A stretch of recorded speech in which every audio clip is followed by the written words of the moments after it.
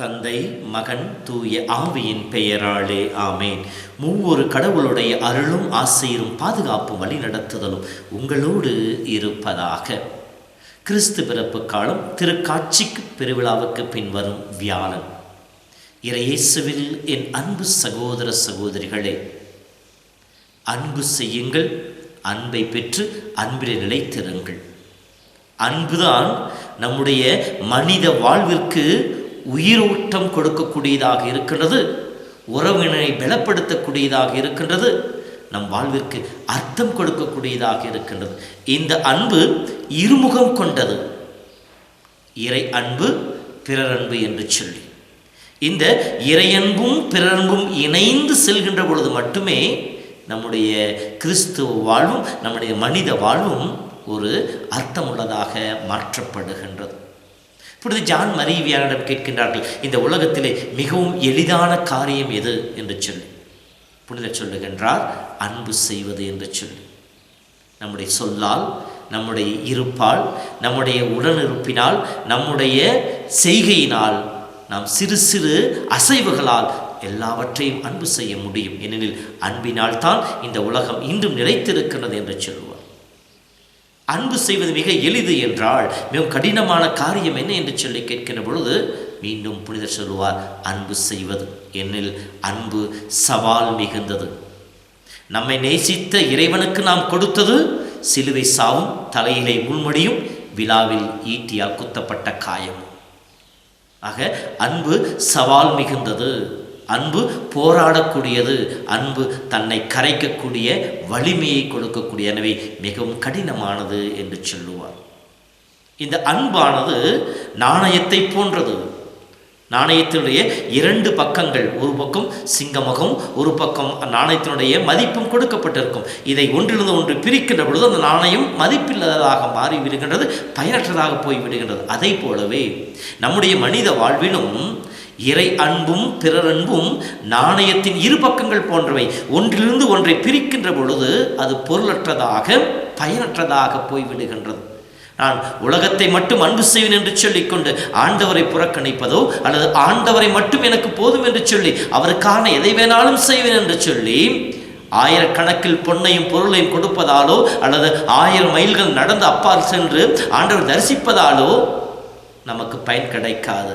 அந்த அன்பு சகோதர அன்பிலே வெளிப்பட வேண்டும். அதைத்தான் யோவான் அழகாக சொல்லுகின்றார், கண்ணில் காண்கின்ற சகோதர சகோதரரை அன்பு செய்யாமல் கண்ணில் காண முடியாத கடவுளை அன்பு செய்ய முடியாது என்று சொல்லி காட்டுகின்றார். கடவுளுடைய கட்டளை என்ன என்பதை நமக்கு ஆணித்தரமாக சொல்லி காட்டுகின்றார். கடவுளிடம் அன்பு செலுத்துவோர் தன் சகோதர சகோதரிடம் அன்பு செலுத்த வேண்டும். இதுவே அவரிடமிருந்து நாம் பெற்றுக்கொண்ட கட்டளை என்று சொல்லப்படுகின்றது. எங்கே இந்த கட்டளை இருக்கின்றது? யோவான் புத்தகம் 15:12. ஏனென்றால் விடுதலை பயணர்கள் 20 படிக்கின்ற பொழுது இஸ்ரேல் மக்களை வழிநடத்த கடவுள் கட்டளைகளை கொடுக்கின்றார்.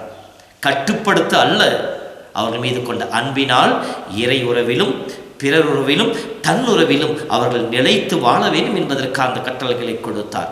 இந்த 10 கட்டளைகளை இறைமகன் இயேசு 2ஆக குறித்து அன்பு கட்டளையாக கொடுக்கின்றார். மத்தேயு நற்செய்தி 22 முழு உள்ளத்தோடும் முழு ஆற்றலோடும் முழு வலிமையோடும் உன் கடவுளாகிய ஆண்டவரை அன்பு செய்வாயாக, உன்னை நீ அன்பு செய்வதை போல உனக்கு அடுத்திருப்பவரிடம் அன்பு செய்வாயாக என்று சொல்லி அந்த கட்டளையை கொடுக்கின்றார். கட்டளையை கொடுத்து விட்டு இவ்வாறு சொல்லுகின்றார், இதுவே திருச்சட்டம் அனைத்தின் முழுமையும் நிறைவுமாக இருக்கின்றது என்று சொல்லி. ஆம் அன்பு சகோதரமே, இதோ இன்று நாம் எல்லோரும் அன்பு செய்கின்றோம். இதோ ஒரு விதத்திலே கடவுளையும் பிறரையும் நம்மையும் அன்பு செய்பவர்களாக இருக்கணும். ஆனால் இந்த அன்பு நெறிப்படுத்தப்பட வேண்டிய ஒன்றாக இருக்கின்றது. நாம் கடவுளை நேசிக்கிறோம் என்பதை பல்வேறு விதங்களில் வெளிப்படுத்துகின்றோம்.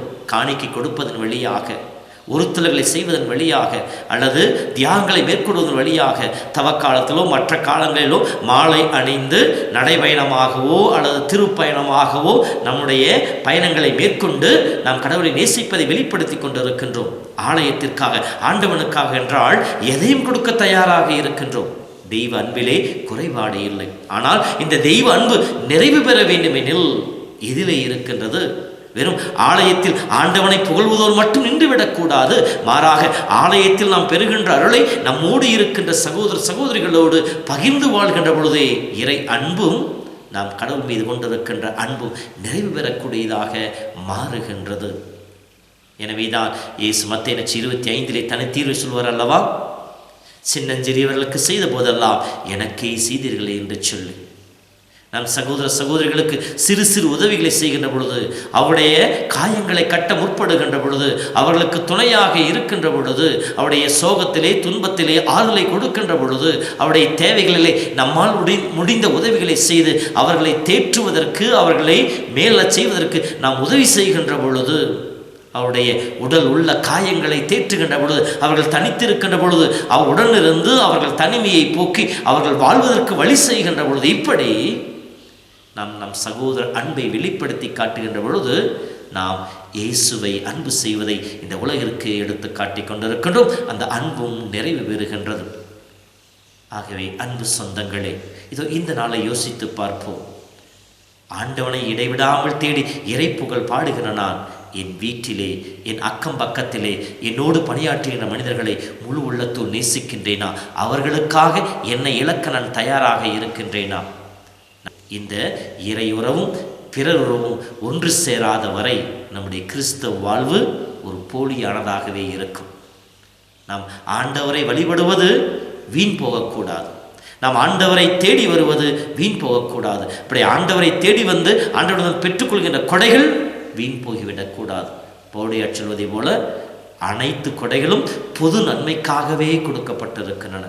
ஆலயத்தில் பெற்றுக்கொண்ட அருள் நம் அக்கம் பக்கத்தாரோடு பகிர்ந்து கொள்ள வேண்டும். அதைத்தான் இயேசு மிக தெளிவாக தன்னுடைய போதனை சொல்லி காட்டுவார். இரவு முழுவதும் ஜெபிப்பார், அதிகாலையிலே ஜெபிப்பார், ஒவ்வொரு காரியங்களை செய்வதற்கு முன்னால் ஜெபிப்பார். இறைவனோடு உறவு கொண்டார், தந்தையின் மீது கொண்ட அன்பை வெளிப்படுத்தினார். தந்தையின்றி நான் இல்லை என்பதை ஏற்றுக்கொண்டு அதை வெளிப்படுத்தி காண்பித்தார். அதை எப்படி வெளிப்படுத்தி காண்பித்தார்? வெறும் ஜெபத்தோ நின்று விடவில்லை. ஜெபம் முடிந்தவுடனே குணப்படுத்துதல், சுகப்படுத்துதல், பகிர்ந்து கொடுத்தல், பரிவு கொள்ளல், இவையெல்லாம் வெளிப்பட்டன. இறை உறவை பெற்றுக்கொண்ட இயேசு பிறர் உறவிலே அதை நிறைவு செய்தார். இயேசுவின் அன்பு சிலர்களாக இருக்கிற நாமும் இதை அவரை போலவே வாழ்வோம். இறை உறவிலே வாழ்வோம். இறை உறவின் நிறைவினை பிறர் அன்பிலே, பிறர் உறவிலே வெளிப்படுத்துவோம். கடவுள் நம் ஒவ்வொருவரையும் ஆசீர்வதிப்பாராக. ஆண்டவர் உங்களோடு இருப்பாராக. எல்லாம் வல்ல இறைவன் தந்தை, மகன், தூய ஆவியின் பெயராலே ஆமேன். உறவே மனிதம், உறவே புனிதம், உறவே உண்மை தெய்வம், உறவே உண்மை தெய்வம். மனங்கள் இணைய மலரும் எங்கும் இறைவனாட்சியே, மண்ணில் நாம் எல்லாம் மனத்து சாட்சியே. உறவே மனிதம், உறவே புனிதம்.